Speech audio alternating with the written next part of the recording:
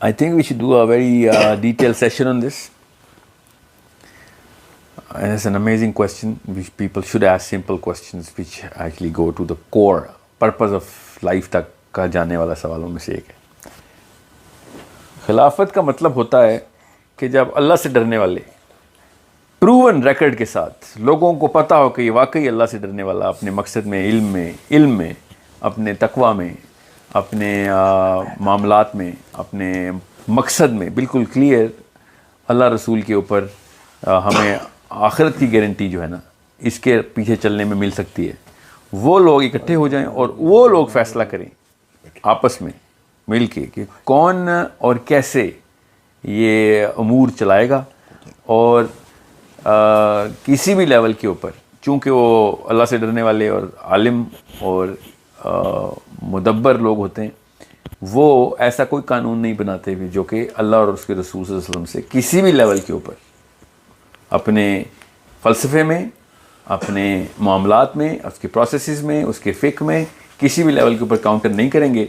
और पूरी सोच विचार के साथ तदबीर कर करके, तदबीक कर करके, इस्तेमाल कर करके, सब चीज़ें करके वो ऐसे लॉज एंड रेगुलेशंस को current era of thought, current era of whatever is going on at economical, financial, social, individual matters को ये मद्देनज़र रखते हुए उन तमाम चीज़ों को वो एक स्ट्रक्चर करके एक सिस्टम बनाएंगे, उसको खिलाफत कहते हैं.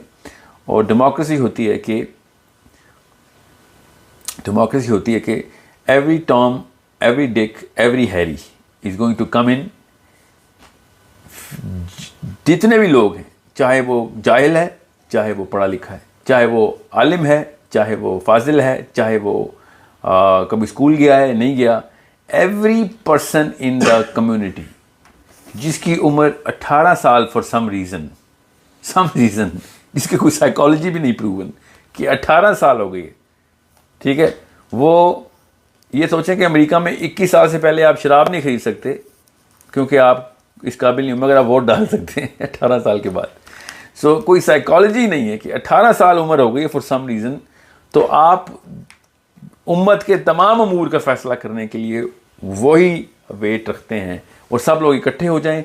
और उनमें से जो आलिम भी हों और जो बिल्कुल जाहिल भी हों, कोई अल्लाह से डरने वाले भी हों और जो अल्लाह के दुश्मन भी हों, जो दहरिए भी हों, जो कि कादियानी भी हों, जो कि मुसलमान भी हों, जो कि किसी भी लेवल के ऊपर इस्लाम से नफ़रत करने वाले भी हों, सब के सब लोग इकट्ठे हो जाएं. और उनमें जो ज़्यादातर लोग होंगे वो डिसाइड करें कि 51% लोग कि जो कि कौन हमारे अमूर का फ़ैसला करेगा और क्या बनेगा हमारा अगले 5-10 सालों में, कितना जन्नत के करीब या दोज़ख के करीब जाएंगे हम. ये इररेलेवेंट हो जाए. बस दुनिया में जो इस वक्त की मेजर थॉट है, मेजर प्रिवेलेंट थॉट है, उस थॉट के अंदर अपने आप को प्लेस कैसे करना है, इसको डेमोक्रेसी कहते हैं. मैंने क्यों मेजर थॉट बोला है? बिकॉज जो टॉम, डिक्स एंड हैरीज इकट्ठे होते हैं तो इसका मतलब ये होता है कि वो प्रिवेलेंट थॉट है उसके वो ताबे हैं. ये साइकोलॉजी ही है हमारी. इसीलिए कुरान और सुन्ना की बात बार बार की जाती है क्योंकि कुरान और सुन्ना किसी भी मेजर थॉट के इन्फ्लुएंस में नहीं है. हर वक्त इंसान global prevalence of the thought process को सजदा कर रहा होता है. ये इंसान के बस में नहीं है कि वो प्रिवेलेंट थॉट के नीचे ना आए. सो डेमोक्रेसी के मैं इसलिए ख़िलाफ़ हूँ क्योंकि वो करंट साइकोलॉजी का ताबे होता है. जो भी ग्लोबल साइकोलॉजी इस वक्त जैसे साइंस की और एस्ट्रोफिजिक्स की, रॉकेट साइंस किताबें हम सारे आइंस्टाइन और न्यूटन को उमर बिन खत्ताब और अली बिन अबी तालिब से ज़्यादा जानते हैं. हमें अली बिन अबी तालिब की कोई थ्योरी नहीं पता मगर न्यूटन के सारे लॉ पता हैं. क्यों? क्योंकि प्रिवेलेंट थॉट इस वक्त is controlled by somewhere else, someone else. I am not saying they are right और रॉन्ग. हर दौर में अपनी अपनी रही है. So what I am trying to say is कि जिस तरीके से आप ताबे होते हैं प्रिवेलेंट थॉट के, तो डेमोक्रेसी इटसेल्फ अल्लाह की तरफ लेके जा ही नहीं सकती आपको. कॉमन सेंस की बात है. सो it's a problem that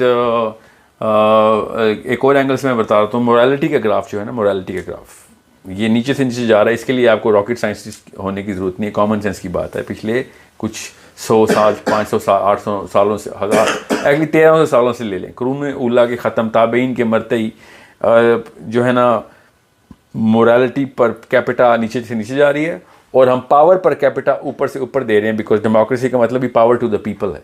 so एक वक्त ऐसा आएगा कि मोरालिटी बिल्कुल ख़त्म हो जाएगी और डेमोक्रेसी बिल्कुल पीक पे आ जाएगी। तो सोचें क्या उस वक्त बिस्टियलिटी के हालात क्या होंगे।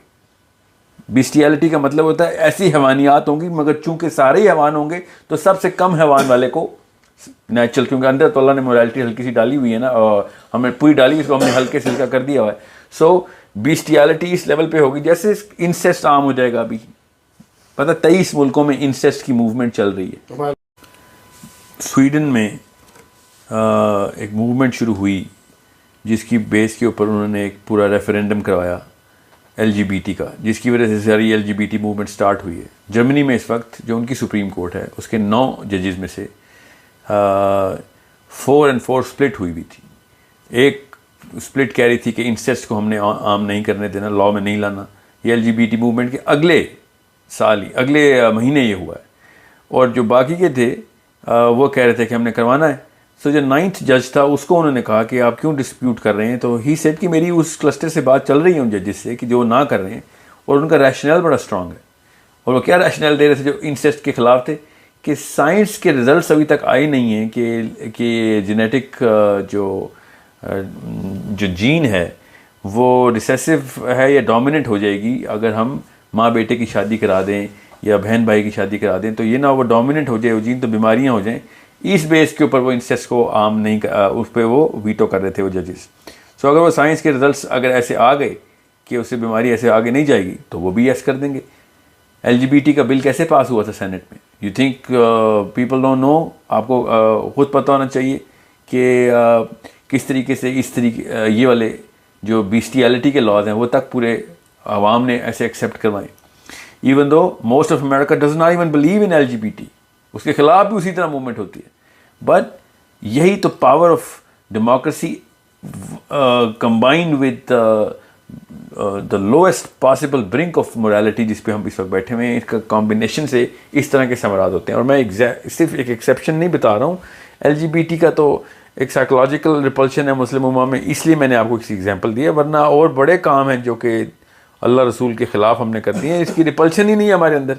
तो मैं वो आपको वो बात बताऊँगा तो आप कहेंगे इससे क्या फ़र्क पड़ता है। So right now I am trying to hit that note which hurts the most in your brain, that nerve should actually know कि डेमोक्रेसी का, मैं डेमोक्रेसी के ख़िलाफ़ नहीं हूँ, मगर तब डेमोक्रेसी किसी काम की आएगी जब मोरालिटी का ग्राफ भी ऊपर होगा पर कैपिटा का। जब मोरालिटी ऊपर होगी तो चाहे आप डेमोक्रेसी लाएं, चाहे वो आप हुकूमत लाएं या मलूकियत लाएं या मोनार्की लाएं या खिलाफत लाएं, उससे क्या फ़र्क पड़ता है। मगर अगर मोरालिटी का ग्राफ नीचे जा रहा है तो you can not just start the devolution of power back down to the individuals. और वो भी 18 साल के पाकिस्तानी को आजकल जूते के तस्मे बांधने नहीं आते। 18 साल के पाकिस्तान का बच्चा इस तक O लेवल कर रहा है, वो बताएगा कि ग्रेटर लॉज लीगल सिस्टम का इंचार्ज कौन होगा और अकाउंटेबिलिटी का इंचार्ज कौन होगा। अनइमेजिनेबल है कि आप इस तरह की एक्सपेक्टेशन रखें और then you start backing up, we all do that, back up democracy as a system. और वैसे भी what the French were going through, ये फ्रेंच इन्वेंशन है डेमोक्रेसी। ये पूरी की पूरी कॉन्स्टिट्यूशनलाइजेशन ऑफ डेमोक्रेसी जो है ना, institutionalization of democracy was invented by a French as a rebellion to the monarchy that they were suffering from. So it's not a godly sent divine system. ना ही किसी नबी ने डेमोक्रेसी करने की कोशिश की सिवाय प्रॉफेट सल्लल्लाहु अलैहि वसल्लम के। अगर हम किसी और को पढ़ें भी तो आपको पता चल जाता है कि उधर भी ऐसा मामला नहीं था। And I am not talking about कि आप ये सोचें कि इस बेस के ऊपर फिर डिक्टेटोरियल निज़ाम आए, उससे भी कोई फ़र्क नहीं पड़ना। The real structure is underneath the governance, and that structure is the structure of thought and knowledge and purposeful conscious thinkers who are coming together and then form a legislator of how things are going to be run. Khalifa ho ya Badshah ho, president ho ya prime minister is just an entitlement. वो खलीफा का मतलब ये नहीं होता कि अपनी वो शूरा के ख़िलाफ़ सारे के सारे काम कर रहा होगा। That's not possible. सो ना ही इस वक्त का प्रेसिडेंट अपनी कैबिनेट के ख़िलाफ़ कोई या पार्लियामेंट के ख़िलाफ़ बात कर सकता है। कैबिनेट के ख़िलाफ़ या किसी भी जगह के ऊपर वो बिल ही नहीं पास करवा सकेगा अगर उसने इन सब को साथ लेके नहीं चलता। So the laws and regulation processes are technically the same. The purpose and the constitution of how this body comes to being is different, and the reasoning is different as to why we're trying to choose a model of governance or a governor to begin with. So ये बहुत बड़ा मसला है, हम सबको पता होना चाहिए कि लफ्ज़ बदल देने से कुछ नहीं होना. अगर हम अभी इमरान खान साहब को या नवाज शरीफ को या मुशर्रफ को खलीफा कहते हैं तो खिलाफत टेक्निकली तो खिलाफत आ जाएगी, टेक्निकली स्पीकिंग. नाम बदल देने से कुछ नहीं होगा. You need to understand as a conscious Muslim कि मुझे इसके पीछे पर्पस सेटिंग क्या करनी है, और उस पर्पस से ही आपको खुद ही क्वालिफिकेशन आ जाएगी कौन सा बंदा कहाँ पे होना चाहिए.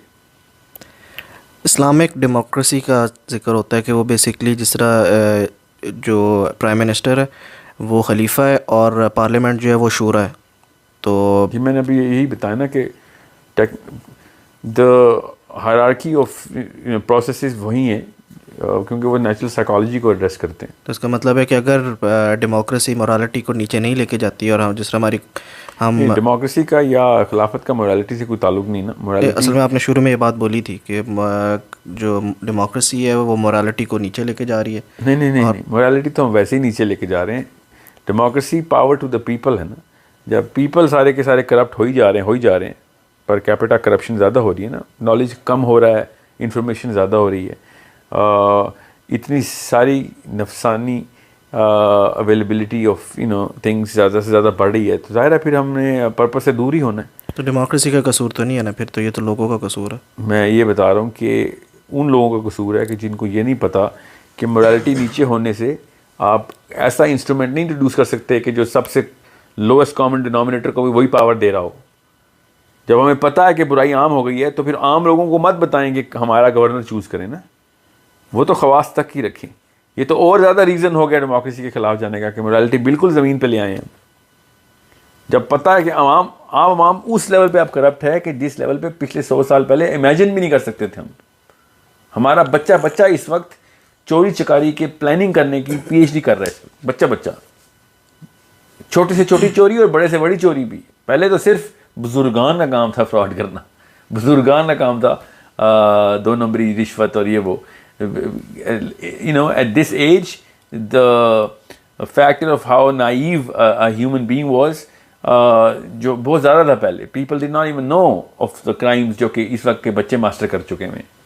So ये LGBT तो छोटा सा मसला है compared to the bigger crimes that human beings are committing at a grand level, in a global level. And it's called industrialization of the fiber जो कि क्रिएट किया जाता है, बाकायदा क्रिएट किया जाता है कि किस लेवल की मोरालिटी जो है ना एक्सेप्टेबल है. और इसीलिए वो रिलेटिव मोरलिज्म का कॉन्सेप्ट आ गया अब दुनिया में, जो पहले कभी था नहीं. फिर सोच वैसे ही करप्शन की तरफ जा रही थी. मॉडर्निज्म का दौर ख़त्म हुआ और पोस्ट मॉडर्निज्म में तो कोई कसर बची ही नहीं. अब हर बंदा अपने आप को वलीउल्लाह समझेगा कि मैं थॉट प्रोसेस का इमाम गज़ाली हूँ और मेरे से बेहतर कोई नहीं समझ सका कि डेल्फी के उस ऑरेकल के ऊपर नो दै सेल्फ का जुमला लिखा क्यों हुआ था.